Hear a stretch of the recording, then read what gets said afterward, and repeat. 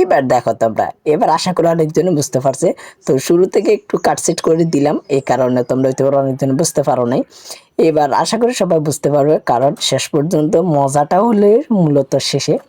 কারণ আজকে অনেকদিন প্রায় রমজান মাসে প্রচুর পরিমাণে বাতাস, এই কারণে আজকে আমরা চাচাতো ভাই আর আমি উদ্যোগ নিলাম আজকে যে কোনো ভাবে হোক একটা মানে ঘুড়ি বানাইতে হবে, আমাকে ভাষায় এটা বলে। আর দেখো চাচাতো ভাই কি পরিমাণে খুশিতে আছে, আর আমি এই ফাঁকে কই চলো সোজা যাওয়া যাক। তো এবার দেখো কোথায় উঠি আমরা।